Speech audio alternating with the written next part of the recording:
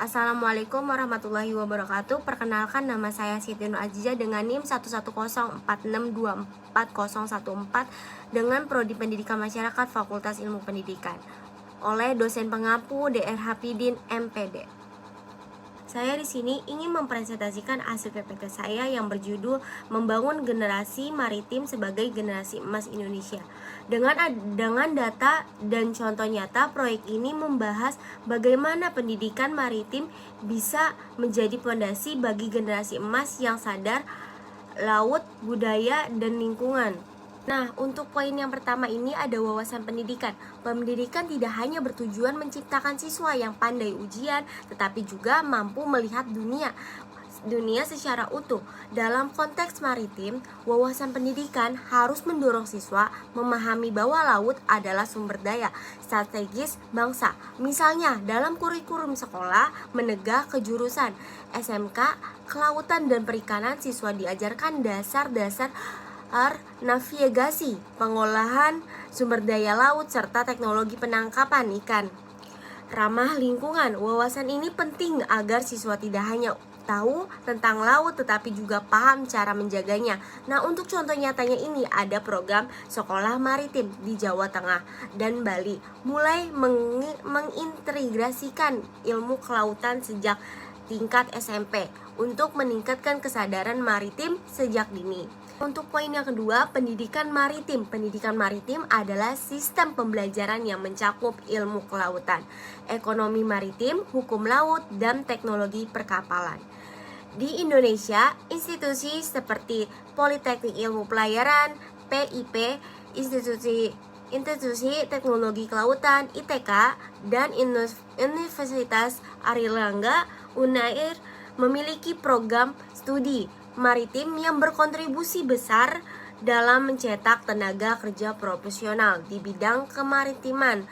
Nah, untuk data pentingnya, menurut Kementerian Perhubungan, setiap tahun Indonesia membutuhkan 3.000 pelaut berkualitas untuk memenuhi permintaan global. Namun, jumlah kelulusan yang bersertifikat masih di bawah angka tersebut. Untuk poin yang ketiga itu ada generasi maritim. Generasi maritim adalah anak-anak muda Indonesia yang memiliki pengetahuan, keterampilan, dan kepedulian terhadap laut.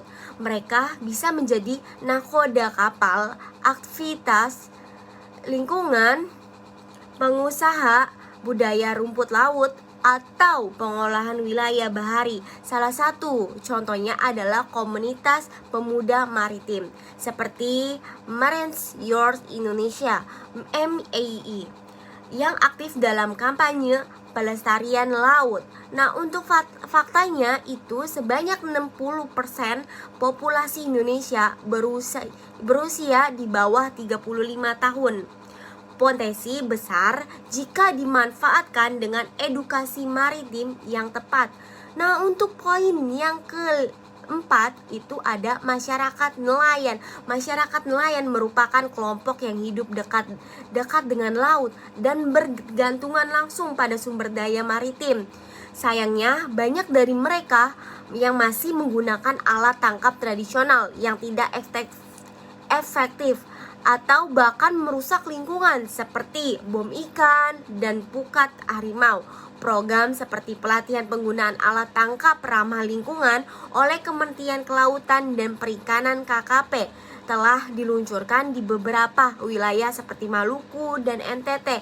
Nah, contoh lokalnya itu ada di Desa Pulu, Lor Pati, Jawa Tengah. Program pelatihan nelayan muda berhasil meningkatkan hasil tangkapan sekaligus mengurangi kerusakan terumbu karang. Nah, untuk poin yang kelima itu ada budaya maritim. Indonesia memiliki warisan budaya maritim yang sangat kaya seperti ritual sedekah laut di Pantura Jawa, upacara labu laut di Bali, dan tradisi bau nyale di Sumawa.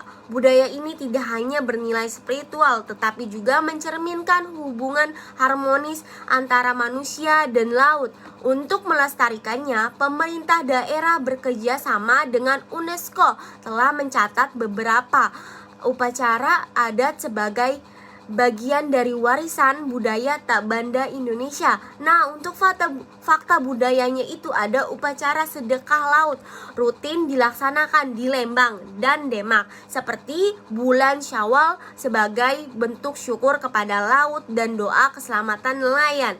Nah, untuk poin yang keenam ini ada literasi lingkungan maritim. Literasi lingkungan maritim adalah kemampuan masyarakat untuk memahami dan menerapkan prinsip keberlangsungan dalam memanfaatkan sumber daya laut. Masalah seperti sampah plastik di laut mengebomkan ikan dan abrasi pantai bisa dikurangi jika masyarakat memiliki literasi yang baik. Program seperti sekolah adiwiyata maritim dan kampung sadar maritim telah diterapkan di beberapa daerah seperti Aceh, Sulawesi Utara, dan Papua. Nah, untuk contoh programnya itu ada di kota Bitung, Sulawesi Utara. Anak-anak sekolah dasar dibekali materi tentang daur ulang sampah laut dan pentingnya menjaga ekosistem laut. Nah, untuk yang ketujuh ini ada habitat laut. Laut Indonesia kaya akan habitatnya. Habitat hayati seperti terumbu karang, lamun, dan mangrove. Wilayah Indonesia berada di kawasan Coral Triangle yang merupakan pusat keanekaragaman hayati laut dunia. Namun habitat ini semakin rusak akibat polusi, pengeboman ikan, dan perubahan iklim. Program rehabilitas terumbu karang seperti Project Restoration di Wakatobi dan rehabilitas mangrove di Sagara Anaka Cilacap telah menunjukkan hasil positif. Nah, untuk fakta habitat laut ini, lebih dari 70% spesies karang di Indonesia terancam punah karena aktivitas manusia dan perubahan suhu laut. Nah, laut adalah masa depan bangsa, mari kita jaga dan lestarikan bersama. Dari saya cukup. Wassalamualaikum warahmatullahi wabarakatuh.